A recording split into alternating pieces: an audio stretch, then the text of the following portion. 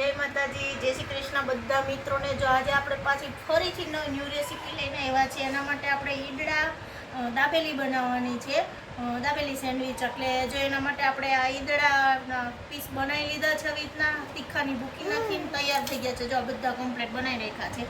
સાથે દાબેલીનો મસાલો બનાવ્યો છે, એની સાથે સીંગ છે, સેવ છે અને ગ્રીન ચટણી છે। આ આપણે બનાવવાની છે અને બનાવવાની રેસીપી પણ બતાવું છું। જો આની અંદર આપણે ગ્રીન ચટણી લગાવીએ છીએ, પહેલા બધામાં આ રીતના લગાવી દેવાની છે। જો બધામાં ગ્રીન ચટણી લગાવી ગઈ હવે બધામાં આપણે આ મસાલો નાખી દેશું। જે દાબેલીનો મસાલો હતો ને ભરી દેવાનો છે, તમને જેટલો ભાવતો હોય એ પ્રમાણે। જો બધામાં આપણે દાબેલીનો મસાલો નાખી દીધો। હવે જેટલી ભાવે ને એટલી સીંગ, જો કે દર્શન તો ખાતા નથી પણ પહેલી વાર ખાવી છે ખાશે ને, કે આપણે એના માટે પ્લેન બનાવી દઈશું। આ રીતે બધામાં આપણે સીંગ નાખી દીધી। હવે જે સેવ છે એકદમ ઝીણી, જે પતલી દાબેલીમાં એમાં યુઝ થાય ને સેવ આપણે નાખી દેવાની છે।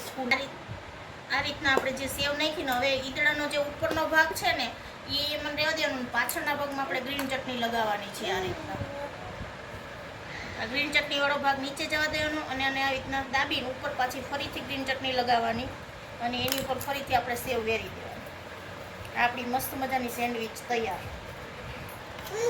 જો આપણી મસ્ત મજાની સેન્ડવિચ થઈ ગઈ તૈયાર અને હવે બધાને ચખાડશું કે કેવી લાગે, પછી આપણને રિવ્યૂ આપે। અને આ ન્યૂ રેસીપી તમને સારી લાગી હોય તો કોમેન્ટ કરવાનું ચૂકતા નહીં। જો દર્શન સેન્ડવિચ ખાવા માંડ્યા છે, કેવી દર્શન થાય?